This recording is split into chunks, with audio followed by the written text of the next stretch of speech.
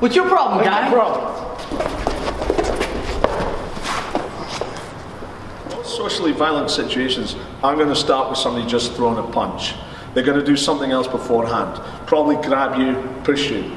Part of the reason they're doing this is to test what your response is going to be. So if they push you, do you push them back or do you back away?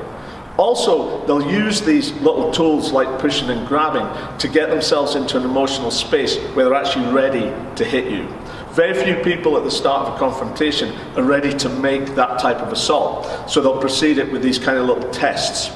One of the problems I have here when somebody grabs me is people don't just grab you and hold you. Real life violence is dynamic. So Nick's going to be pushing and pulling me and moving me around. The problem I have with this is because I don't have a stable base, and if I'm being thrown to the side as well, I'm not really going to be able to get my hands into his face effectively. So the first thing I need to do is make myself stable. So as he pulls and pushes me, I'm going to grab the arm. And it might take me a few goes, but then I pull and lock his grip to me. So now if he starts to pull and push me, he's pulling dead weight rather than throwing me about within my clothing. My inside hand now is going to slide up to the thumb, and it's going to push in and up to break the grip. So now I've got him in a disadvantaged position, and every time I want to make a strike, I don't want to just make a strike to him, I want to put him in a disadvantaged position first and then strike him. So now I can work in with my combative solutions. It could be though that I choose simply from here to disengage. And the reason I might do this is if he's got friends and acquaintances in this environment, they can come to his assistance.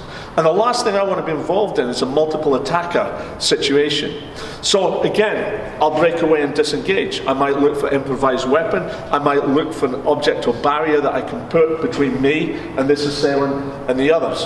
And using your environment is a key part of real life violent survival.